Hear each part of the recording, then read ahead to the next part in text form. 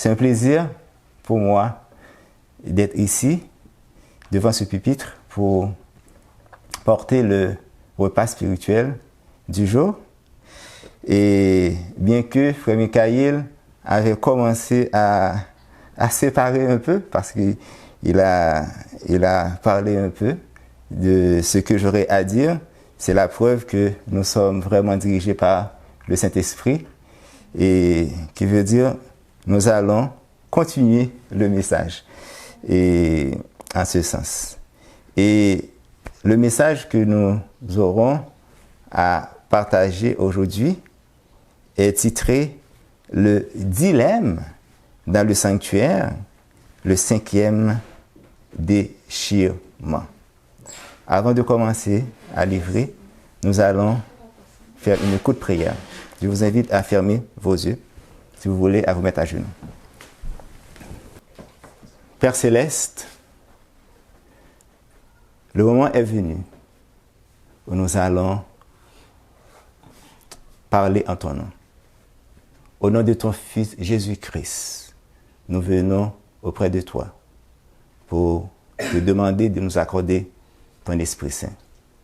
Nous devons aussi te remercier pour ta présence et dans ce moment de culte, parce que nous savons qu'en 2 ou 3 réunis, tu es au milieu d'eux par ton Esprit Saint.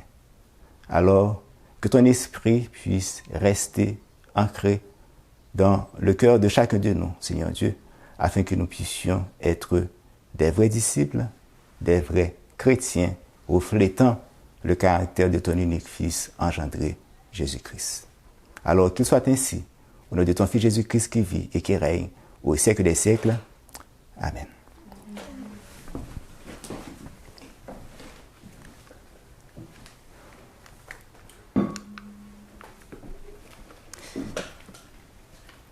Le dilemme dans le sanctuaire, le 5e déchirement, ou un 5e déchirement. Dans un débat que le groupe Le Refuge et moi avaient participé, nous avons entendu un frère dire qu'il n'y a pas un sanctuaire dans le ciel.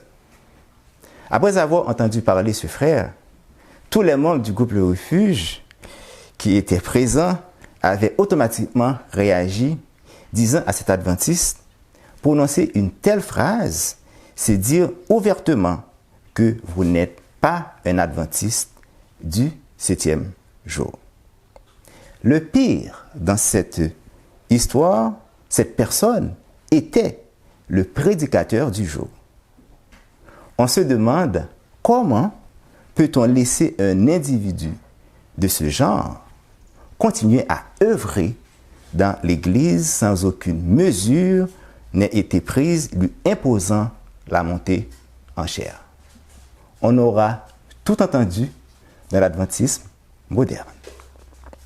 Il est important de mentionner que nous n'étions pas les seuls à courir après ce frère. Un autre monsieur, très dévoué de l'autre groupe, était obligé de réagir après avoir entendu cette phrase insensée. Lorsque Dieu indiqua à Moïse comment bâtir le sanctuaire, il lui avait montré un modèle déjà existant.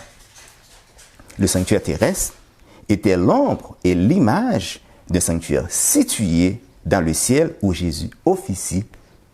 Présentement, il y a donc un véritable sanctuaire, un véritable temple de Dieu qui se trouve dans le ciel.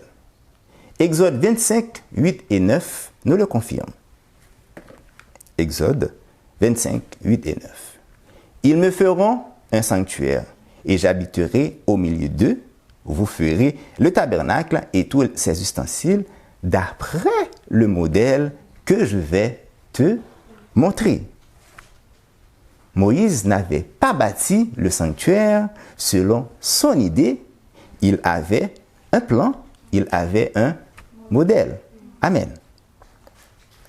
La dénomination adventiste a connu un certain William Warren Prescott. Il est né en septembre 1855 et mourut le 21 janvier 1944. C'est quelqu'un qui a connu tous les déchirements que nous avons déjà vus. Ce théologien adventiste avait travaillé au niveau de l'administration, de l'éducation et il était aussi un rédacteur. Ce fut le premier à être nommé au poste de vice-président de la conférence générale. Pourquoi mentionnons-nous cela? William Warren Prescott est quelqu'un qui avait combattu le végétarisme à l'époque de Kellogg et se préoccupait à corriger certains vues des pionniers aussi bien que des parties de l'esprit de prophétie. C'est pour cela que Sir White, s'adressant à lui et à H. Daniel, avait dit dans Manuscrit 67 « L'œuvre de Satan de divertir vos esprits avec des peccadilles, qui veut dire des erreurs, ne devrait pas être introduite dans ce que le Seigneur ne vous a pas inspiré d'amener. » Qui veut dire, Sir White est en train de parler avec H. Daniel et Prescott. Vous supposez que corriger certaines choses dans les livres écrits serait une... Vous supposez que corriger certaines choses dans les livres écrits serait une grande œuvre. Mais j'ai été instruite que le silence est éloquent. Et il m'a été montré dès le début que le Seigneur n'avait donné ni au pasteur Daniel ni au Prescott le fardeau de cette œuvre. Et ensuite, Sir White avait précisé, les pasteurs Daniel et Prescott, tous deux ont besoin d'une reconversion. Vers les années 1896 et 1897, ce William Warren Prescott était venu à attaquer énergiquement la doctrine du sanctuaire. Il avait la conviction que cette doctrine n'était pas statique, que l'Église adventiste du 7e jour devait la changer. Et ce changement devait être fait en conformité avec ses propres idées. Le 31 mai 1997, Prescott passa à l'action en présentant une série d'articles dans la revue N.E. Walt ayant pour titre « L'heure du jugement ». Cet article donnèrent une nouvelle tournure au message du premier ange. Il disait concernant ce jugement, « Il n'y a que 2 personnes seulement qui doivent être jugées, Christ et le prince de ce monde. » Ainsi, Prescott déclare que nous devons être les témoins et avec tout l'univers. Ainsi, nous serons capables de décider oui ou non. Dieu a agi de façon juste avec Satan et le problème du péché. Lisons Apocalypse 14, versets 6 et 7, là où se trouve le message du premier ange. Je vis un autre ange qui volait par le milieu du ciel, ayant un évangile éternel, pour l'annoncer aux habitants de la terre, à toute nation, à toute tribu, à toute langue et à tout peuple. Il disait d'une voix forte, « Craignez Dieu et donnez-lui gloire, car l'heure de son jugement est venue, et adorez celui qui a fait le ciel, et la terre, et la mer, et les sources d'eau. » Chaque adventiste du 7e jour devrait savoir et croire fermement que le jugement dont il est question ici concerne le ministère céleste du Christ en faveur de son peuple. L'instruction du jugement a commencé en 1944 et prendra fin à la fermeture de la porte de la grâce quand Michael se lèvera. Les morts sont d'abord jugés et ensuite les vivants. Lisons ce texte du livre La tragédie des siècles à la page 472, paragraphe 1.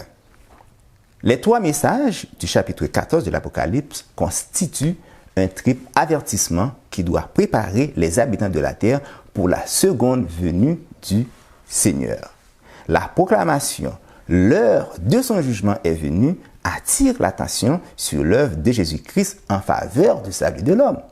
Elle révèle une vérité qui doit être proclamée jusqu'à ce que cesse l'intercession du Sauveur et qu'il descende du ciel sur la terre pour chercher son peuple. L'instruction du jugement, commencée en 1944, se poursuivra jusqu'à ce que les cas des morts et des vivants aient tous été examinés. Elle durera jusqu'à la fin du temps de grâce. Nous l'avons lu, il ne s'agit pas du jugement du Christ et du prince de ce monde, comme le pense William Prescott. Il s'agit bien sûr de l'œuvre de Jésus-Christ en faveur du salut de l'homme.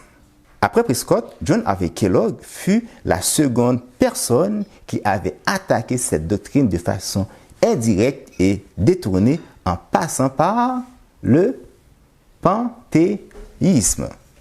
Cependant, connaissez-vous une personne qui, comme Prescott, avait attaqué la doctrine du sanctuaire de façon directe? C'est qui, ce monsieur? Fromm. Amen. Alors, quand vous connaissez les réponses, n'hésitez pas à les crier. Exactement. Fromm, exactement, c'est cette personne. Mais est-ce qu'il existe un lien entre ces deux hommes? Pour répondre à cette question, nous allons utiliser un livre écrit par H.H. Myers, qui est titré « Le démantèlement de l'adventisme ». Nous allons nous rendre à la page 57 et 58 de ce livre. Le démantèlement de l'adventisme, page 57-58. Des forces insidieuses étaient à l'œuvre, pliant les doctrines de l'Église pour répondre aux demandes universitaires qui trouvaient que nos croyances particulières étaient une source théologique et sociale embarrassante. En 1957, il parut un livre, Question on Doctrine, qui était une publication officielle de la Conférence générale des adventistes du 7e jour. Dans ce livre, les auteurs se sont donné beaucoup de mal pour tromper la chrétienté, pour leur faire croire que les adventistes enseignent une expiation qui a été achevée à la croix. Une telle hérésie laisse l'enseignement de l'histoire adventiste sur le jugement investigatif comme sans soutien biblique. Car c'est ce jugement, commencé en 1944, qui correspond au jour type des expiations ou de la purification du sanctuaire terrestre. Il est maintenant reconnu que Leroy Fromm, l'un des plus ardents admirateurs de Prescott, était le rédacteur principal de l'écrivain de Question on Doctrine. Le lien existant entre ces deux hommes, c'est que le deuxième était un ardent admirateur du premier. Leroy Fromm admirait beaucoup les écrits de William Warren Prescott. C'est ainsi qu'il a été séduit et devenu un poison mortel pour l'œuvre adventiste. Ces deux hommes trouvaient que nos croyances particulières, et plus spécialement la doctrine du sanctuaire, théologiquement embarrassantes pour la chrétienté. Alors, quand nous entendons aujourd'hui un adventiste dire qu'il n'y a pas de lieu saint et de lieu très saint, ou qu'il n'y a pas non plus de sanctuaire dans le ciel, posons-nous la question, d'où peut lui venir une idée pareille? Puisque la doctrine du sanctuaire est fondamentalement adventiste du 7e jour, comment les dénominations protestantes voient cette doctrine? Ont-elles un intérêt quelconque à cet enseignement? Écrivent-elles là-dessus? Croient-elles dans l'existence du sanctuaire? Nous allons maintenant faire connaissance d'un pasteur protestant qui a écrit un livre au sujet du sanctuaire. Son nom est Abraham Park. Il est né en 1928 et mourut en 2014. Ce qu'on dit de lui, il était un passionné de la Bible. Voici comment celui-ci a introduit son livre titré « Le tabernacle et l'arche de l'Alliance ». Le tabernacle était le sanctuaire itinérant que Dieu avait demandé à Moïse de construire dans le désert. Centre du culte des Hébreux avant la construction du temple de Salomon. Le tabernacle abritait notamment l'arche de l'Alliance où étaient disposées les tables de la loi. Ce grand livre en couleur unique en son genre propose une découverte très détaillée du tabernacle, de ses objets et ustensiles accompagnés des passages bibliques correspondants. C'est comme ça que pasteur Abraham Pack, avait introduit son livre sur le sanctuaire. Sans avoir le désir de faire de la promotion pour ce livre, voici quelques pages et photos de cet ouvrage décrivant une vue générale du sanctuaire. Image 1, vue générale du tabernacle, bien dessinée, avec les plans et tout. Ensuite, voici, là, il parle des pierres. Ensuite, il montre le charpente du sanctuaire. Et ensuite, on peut voir le chandelier à 7 branches, plus précisément à 6 branches. Et voici les images de ce livre. Pendant que des dirigeants adventistes et de simples membres de l'Église adventiste sont en train de rejeter notre pilier central et son véritable enseignement, nous voyons des pasteurs protestants qui sont en train d'écrire des livres là-dessus. Même quand ils n'ont pas la compréhension exacte de cette doctrine qui nous sépare d'eux, toutefois, nous pouvons admettre que leur niveau de noirceur est inférieur qu'à l'adventisme moderne, qui a rejeté le sens biblique du sanctuaire qui est la base de la doctrine centrale de sa foi.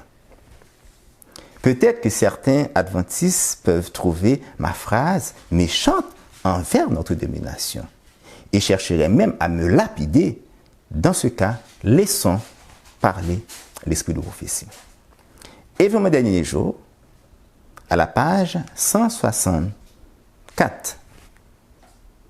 Ceux qui ont reçu une grande lumière et l'ont méprisée se trouvent dans une situation pire que celle de ceux qui n'ont pas reçu autant de privilèges. Ils s'exaltent eux-mêmes et non pas le Seigneur.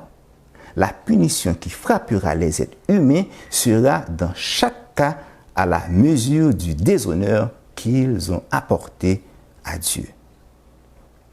Notre dénomination a reçu beaucoup de lumière. Malheureusement, elle les a méprisés. Eh bien, sa situation spirituelle est pire que les dénominations protestantes qui n'ont pas reçu autant de privilèges. Lisons un autre texte de l'Esprit de prophétie que nous trouvons dans Conseil à l'Église au chapitre 63. Il est beaucoup plus précis que le précédent. Conseil à l'Église au chapitre 63. Ceux qui ont reçu une grande lumière et qui n'ont pas marché selon celle-ci recevront des ténèbres à la mesure de la lumière qu'ils ont rejetée. Donc, c'est confirmé. Le niveau de noirceur des protestants est inférieur qu'à l'adventisme moderne. Mes frères et sœurs, la compréhension des adventistes historiques sur le sanctuaire est la bonne. C'est pour cela que nous devons garder cette foi et nous éloigner des fables de Prescott, de Fromm, de l'adventisme moderne et d'une autre personne que nous allons voir maintenant. Avant, nous allons lire Tite 1, verset 9.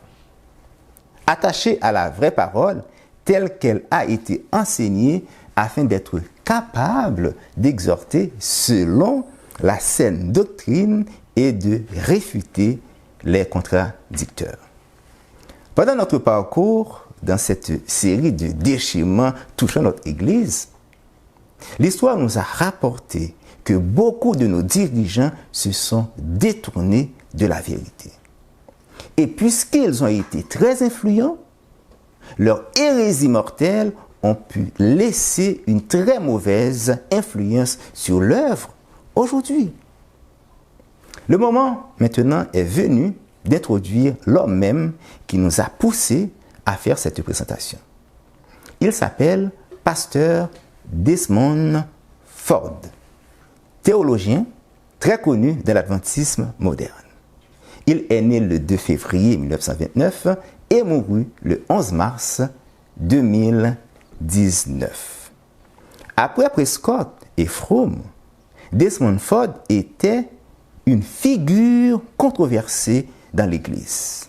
En l'an 1980, ce pasteur a été même radié de son poste pastoral en Australie et avait continué à enseigner au niveau universitaire de l'œuvre à des futurs pasteurs. C'est le début du dilemme dans le sanctuaire au sein de l'adventisme moderne. Ce dernier a consacré les derniers moments de sa vie à ridiculiser la compréhension biblique de l'adventisme historique au sujet du sanctuaire céleste. Pour lui, la doctrine du sanctuaire, telle qu'enseignée historiquement par les adventistes du 6e jour, contredit l'évangile de grâce du Nouveau Testament.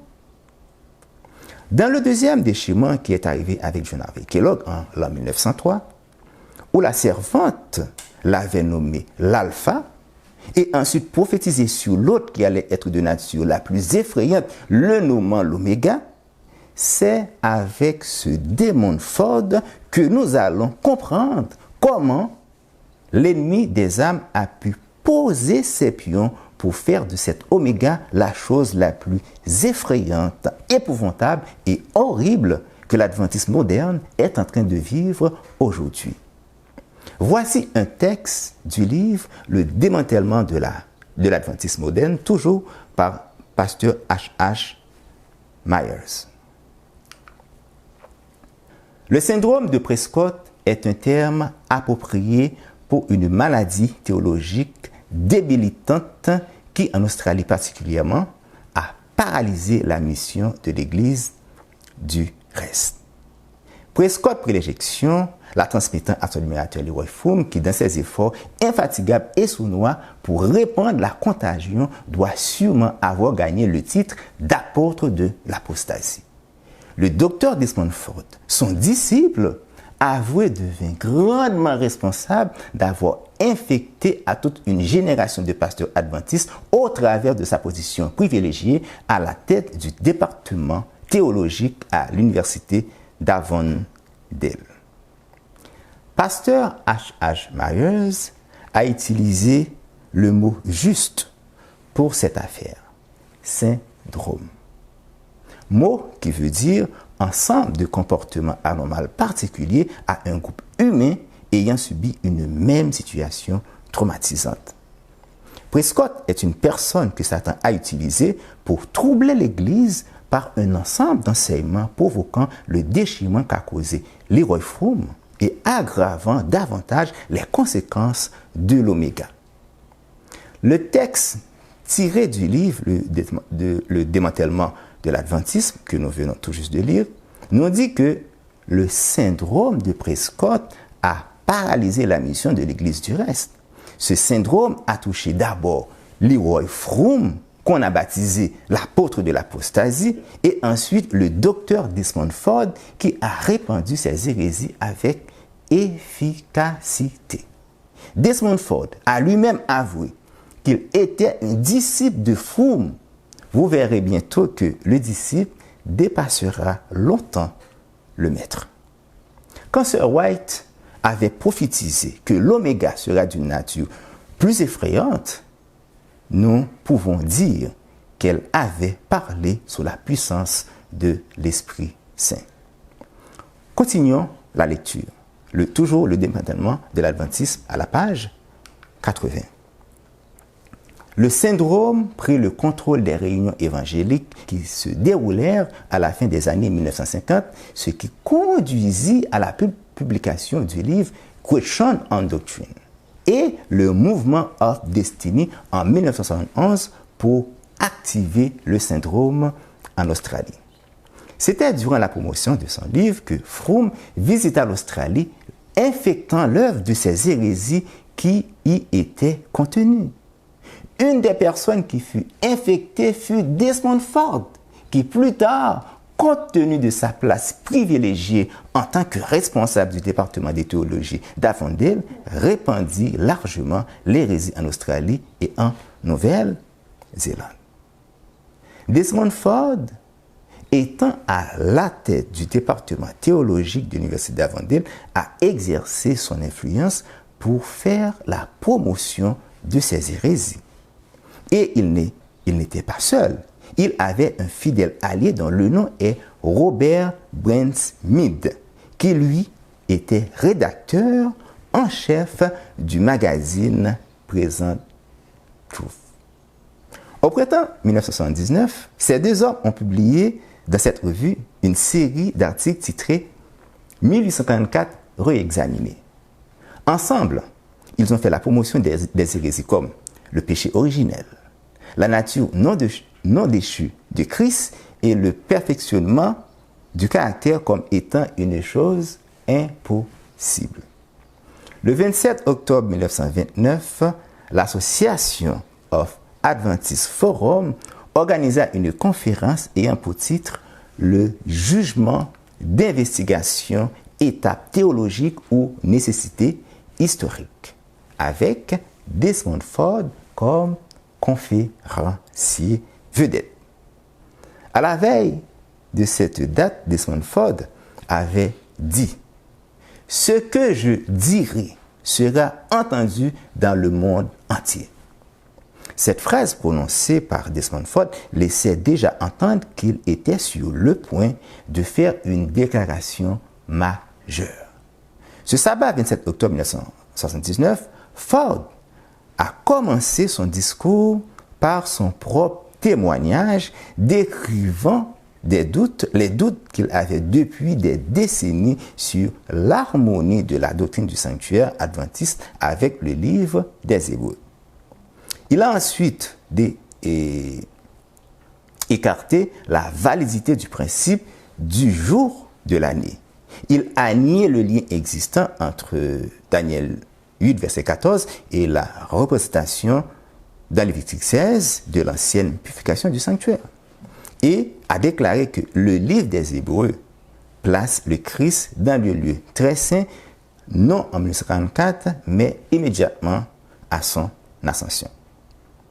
Voici ce qu'a précisé le rédacteur Kevin D. Paulson dans un article concernant l'affaire de Desmond Ford.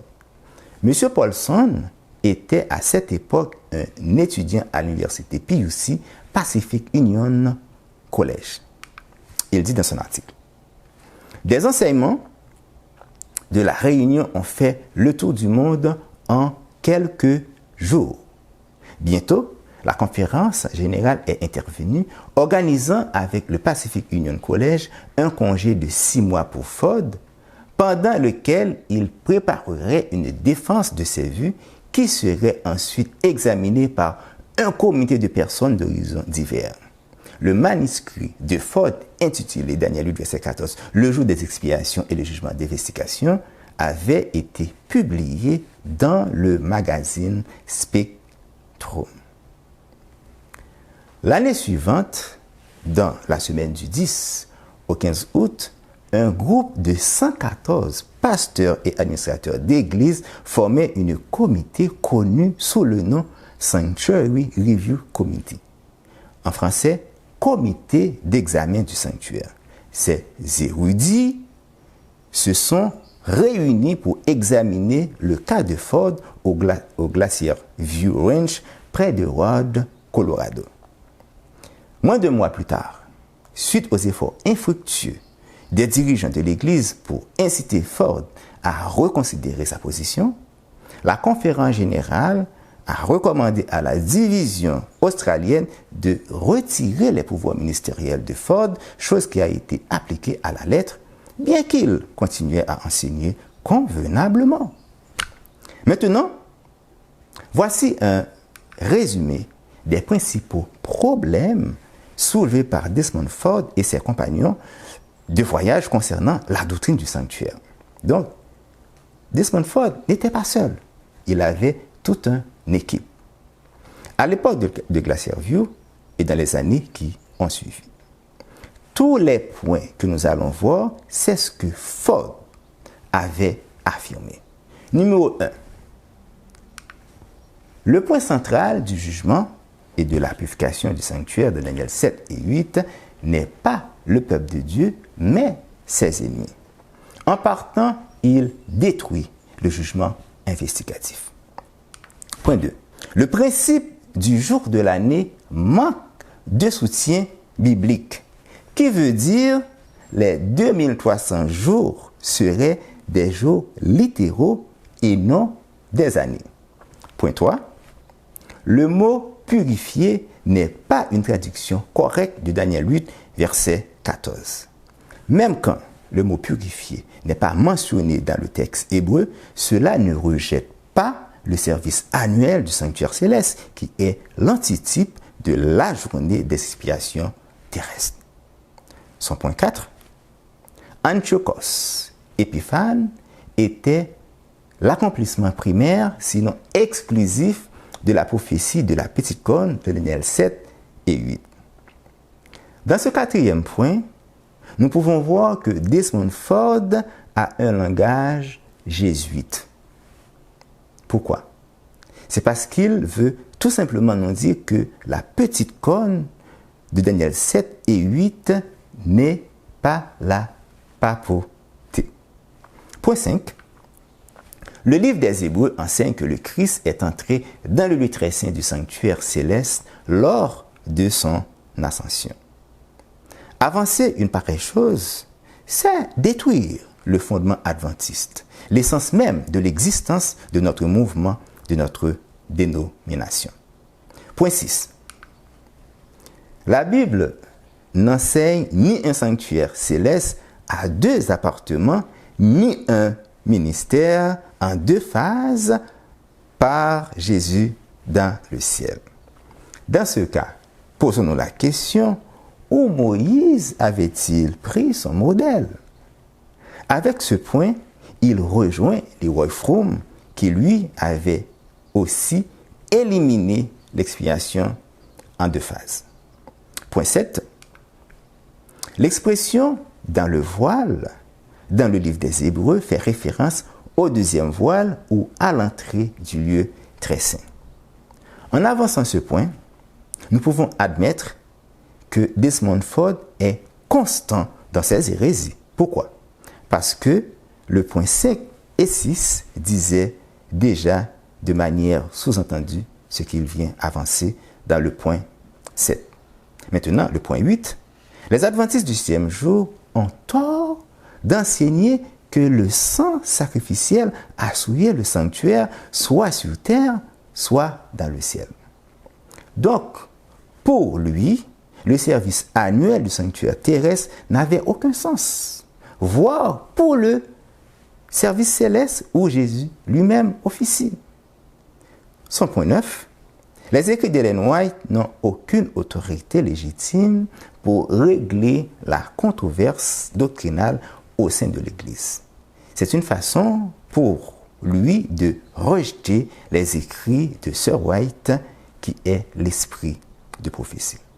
Point 10.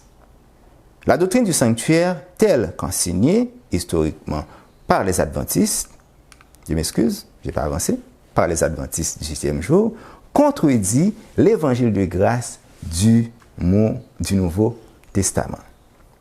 C'était là les principaux problèmes soulevés par Desmond Ford concernant la doctrine du sanctuaire. Nous voici maintenant face au dilemme dans le sanctuaire de l'adventisme moderne. Pourquoi? Plusieurs fois, nous mentionnons que l'adventisme moderne a apostasié pour avoir rejeté la doctrine du sanctuaire. Et voilà, dans cette présentation, nous avons fait connaissance d'un pasteur que l'Église adventiste du 7e jour a radié pour avoir attaqué cette même doctrine. Dilemme. Question. Notre Église a-t-elle réellement rejeté la doctrine du sanctuaire? Cette question a sa place et mérite effectivement d'être posée. Il n'est pas bien de dire cela. puisque les dirigeants ont radié un pasteur qui a ridiculisé cette doctrine. Les gens qui disent que l'adventisme moderne a rejeté cette doctrine, ne sont-ils pas en train de mentir sur l'Église? Maintenant, essayons d'éclaircir tout cela. En nous référant au mot sanctuaire qui se trouve dans la Bible, nous avons vu que les dénominations protestantes croient, comme nous, qu'il existe un sanctuaire dans le ciel. Cependant, leur compréhension du sanctuaire diffère de la nôtre. Croire qu'il y a un sanctuaire céleste, eh bien, par contre, avoir une compréhension non biblique est mauvaise. Leroy Froom et Desmond Ford savaient parfaitement qu'il y avait un sanctuaire dans le ciel. Et nous savons aussi bien que eux qu'il y a un sanctuaire dans le ciel, là où se trouve le trône de Dieu. En ce sens, il n'y a aucun problème. Ils croient comme nous croyons qu'il y a un sanctuaire. Les protestants croient qu'il y a un sanctuaire. Il n'y a aucun problème. Cependant, ce n'est pas terminé. Maintenant, quel est votre enseignement de ce sanctuaire? Quelle est ma compréhension? Et quelle est la compréhension de Fromm et de son admirateur Desmond Ford? C'est la réponse de chacun qui fait le dilemme. Dans le 4e déchirement visant notre Église, nous avons vu que les dirigeants de notre Église et Leroy Fromm, avec les deux leaders protestants connus très bien, Dr. Barnhouse et Walter Martin, avaient pris la décision d'apporter une compréhension nettement différente de celle de nos pionniers. La compréhension de nos pionniers vient de Néhémie verset 14 et elle est en lien direct avec l'expiation finale de Lévitique 16. Au temps des Lévites, le sanctuaire terrestre devait être purifié une fois à l'an, soit chaque 7e mois et le 10e jour de l'année. C'était l'unique journée où le grand prêtre pouvait entrer dans le deuxième compartiment dans le but d'éliminer les péchés du peuple de Dieu. Et à partir du 22 octobre 1944, le grand prêtre qui est Jésus-Christ est entré dans le lieu très saint du sanctuaire céleste pour en faire aussi l'expiation finale, le type et l'antitype. Rendons-nous à la page 355, paragraphe 1 du livre de la tragédie des siècles pour que nous puissions voir la compréhension des pionniers.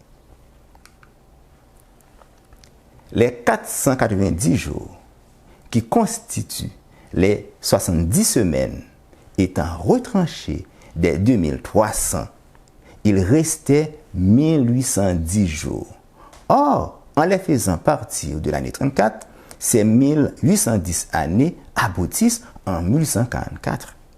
Il s'ensuivait que les 2300 jours de Daniel 8, verset 14, se terminaient en 1844. Et à l'expiration de cette grande période prophétique selon le témoignage de l'ange, le sanctuaire devait être purifié.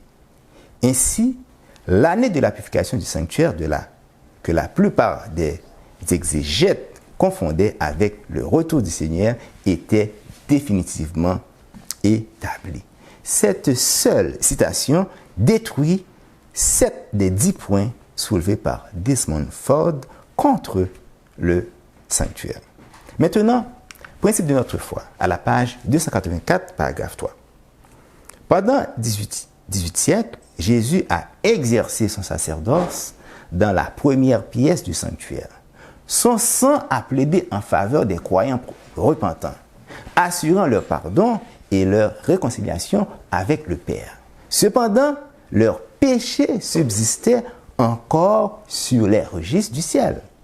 De même que dans le culte mosaïque, l'année se terminait par un acte de propitiation, de même, le ministère du Sauveur pour la rédemption des hommes est complété par une œuvre d'expiation ayant pour but d'éliminer les péchés du sanctuaire céleste. Cette œuvre commença à la fin des 2300 jours. À ce moment, selon la prophétie de Daniel, notre souverain sacrificateur entre dans le lieu très saint où il s'acquitte de la dernière partie de sa mission sacrée, la purification du sanctuaire. Ces deux précédentes citations de l'Esprit de prophétie que nous venons tout juste de lire nous donnent une explication claire du pilier central de l'adventisme qui est la doctrine du sanctuaire de Daniel 8, verset 14 et qui est en lien avec l'expiation de Lévitique 16. On parle de l'expiation finale de Lévitique 16. Sir White, dans ses textes, a fait une comparaison entre l'expiation finale de Lévitique 16 et l'aboutissement des 2300 soirs et matins en 1844. Par rapport à cela, nous voyons que notre Église croyait en une expiation à deux phases. L'entrée de Jésus dans le lieu très saint en 1944 est le début de la seconde phase. Puisque nous avons l'idée de la façon que nos pionniers comprenaient cet enseignement, maintenant nous allons pouvoir résoudre le dilemme qui existe sur cet enseignement entre les dirigeants de l'Église et Desmond Ford. Nous l'avons mentionné au début. En 1956 et 1957, Leroy Froom et les dirigeants de l'Église avaient pris la décision d'apporter une compréhension différente de celle de nos pionniers avec le livre Questions on Doctrines. Ils ont décidé de mettre de côté la compréhension en deux phases de l'adventisme historique. Bien que Leroy Froom et les dirigeants ont rejeté la compréhension biblique des deux phases qui est celle des pionniers, ils ont quand même gardé que Jésus est entré dans le lieu très saint en octobre 1944. Pas pour faire l'expiation finale, mais pour faire les bénéfices du sacrifice expiatoire d'après leur nouvelle compréhension. Rendons-nous maintenant à la page 354 du livre Questions on Doctrine pour une lecture de la modification effectuée par Froom et les dirigeants.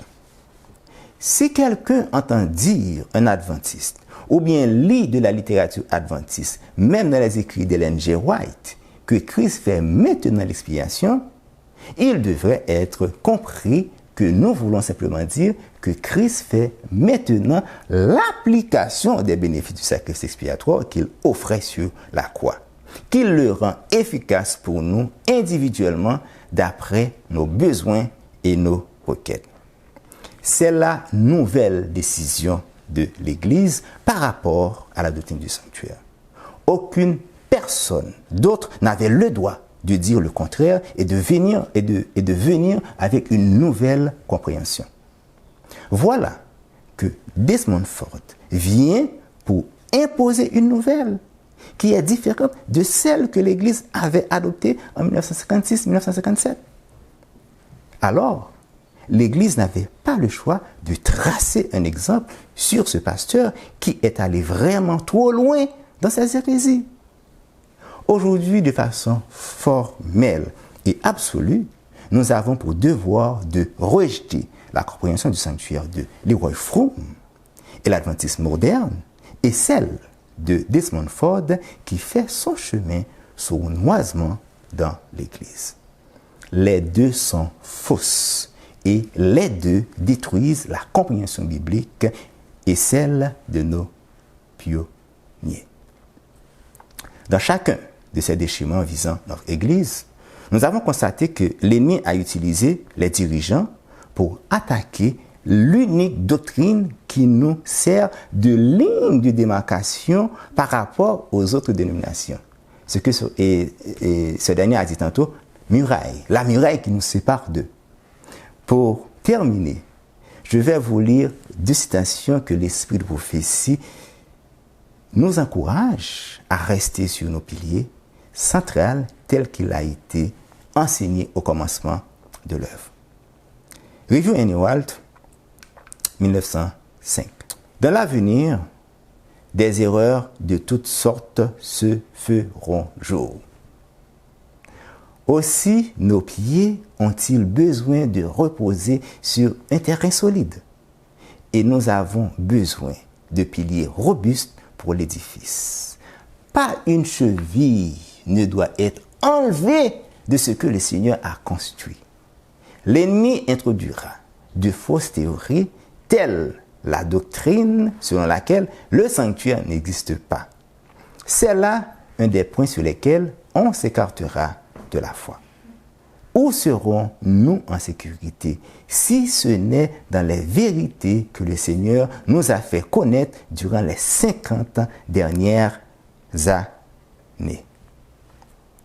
La prochaine citation commence avec une mise en garde. Elle se trouve dans Messages choisis, volume 1, page 189, paragraphe 1. La servante nous dit: ne recevons pas les paroles de ceux qui apportent un message en opposition avec une doctrine particulière. Ils accumulent des textes de l'Écriture afin d'étayer leur théorie. Ceci est arrivé à plusieurs reprises au cours des 50 dernières années. S'il est vrai que les Écritures doivent être respectées en tant que parole de Dieu, si l'application qu'on en fait tend à renverser un seul pilier de l'édifice que Dieu a maintenu pendant ces 50 dernières années, il y a là une erreur grave. L'auteur de telle application ignore les merveilleuses démonstrations du Saint-Esprit qui ont fait la force des messages que Dieu a donnés à son peuple dans le passé.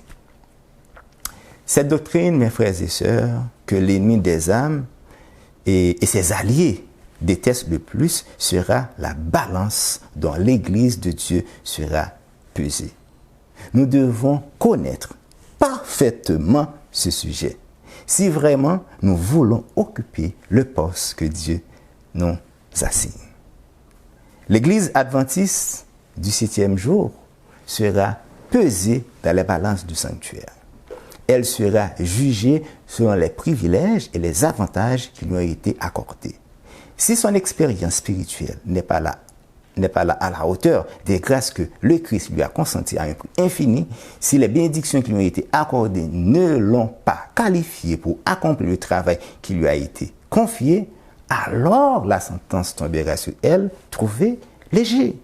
C'est par la lumière qui lui a été accordée, c'est par les opportunités qui lui ont été offertes qu'elle sera jugée. Chers frères et sœurs et amis, éloignons-nous des fausses théories. Restons fermes sur notre pilier robuste. Restons fermes sur nos piliers robustes. Que le Seigneur vous bénisse. Amen.